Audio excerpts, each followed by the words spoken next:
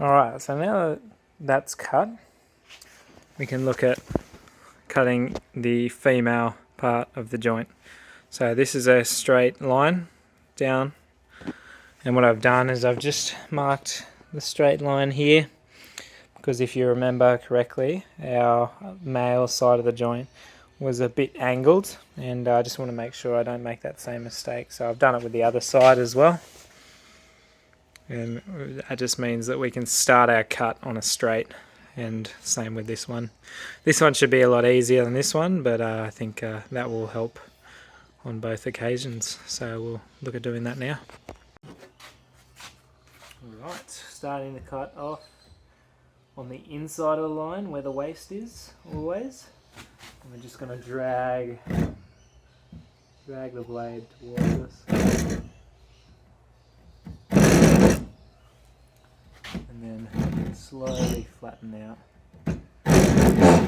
Making sure we're following that top line that we've drawn.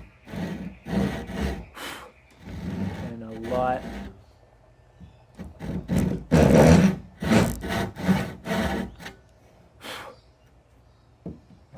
cut.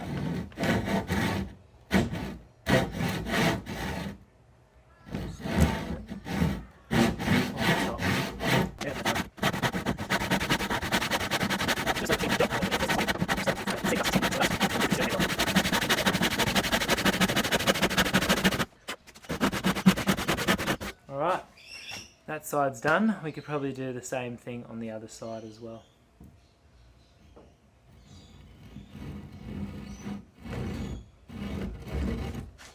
Just rocking it back and forth very carefully.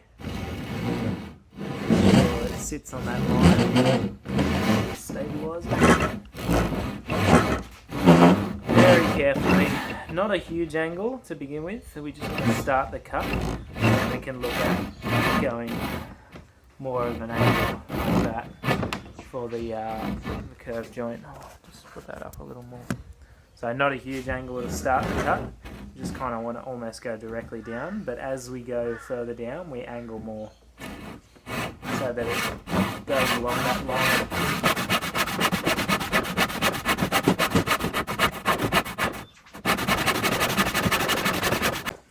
So as you can see, they're both pretty thin cuts, which means there wasn't a lot of blade wobble. So zoom in on that one, you can see a little bit of wider joint up here, but mostly it's pretty perfect. So when I started the cut, I started with the blade pretty much directly upright, just to get that groove happening, because if you start at an angle it becomes quite difficult. But then once the groove was there, I angled my blade more so that it would follow that line. And now we're going to look at cutting this bottom bit out. I've decided I want to take it out with a chisel. Even if we chip it, it won't chip out into the edges here. Alright? It'll only potentially chip out the bottom here.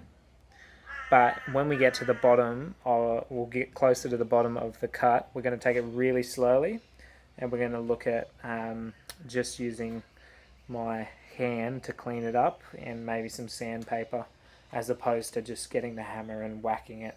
And that's what causes the chipping, just a hard force, because the grain, when it is going down like that, it will want to pop out, but the grain here is going lengthways, luckily. So yeah, we'll look at doing that now. Anyway.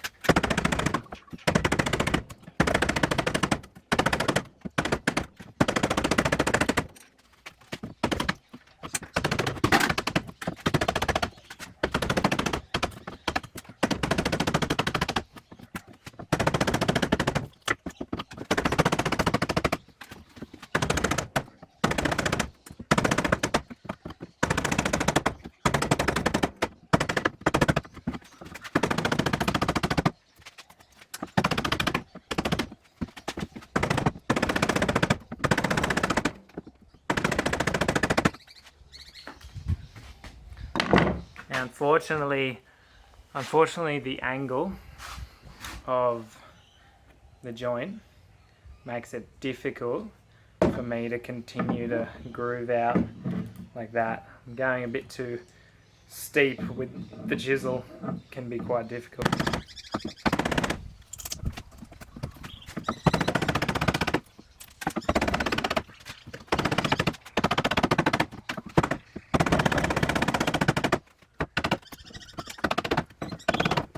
Now when I'm chiseling, I'm just working from left to right, and I'm doing the center as well, depending on the size of your chisel. My chisel is nearly half of the timber width. So if yours is less than half of the timber width, or a third of the timber width, it means you have to go through 3 times with the chisel to get the full length across. But if it's only half, then you only have to do it twice.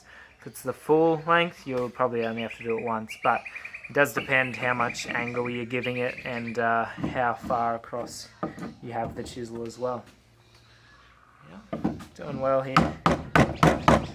Just getting all the excess out. Everything we can.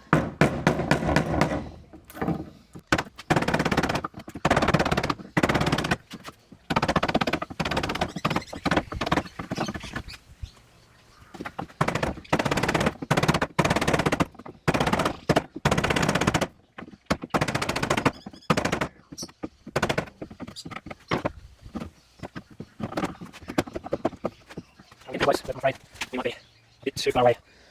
Like we won't be able to finish with the chisel. We'll have to figure out another way of doing it. So you can see the line goes just below that little mound, and it's just a bit too much angle to deal with when trying to chisel it out. So we may have to use a different tool or find a different way of chiseling it out.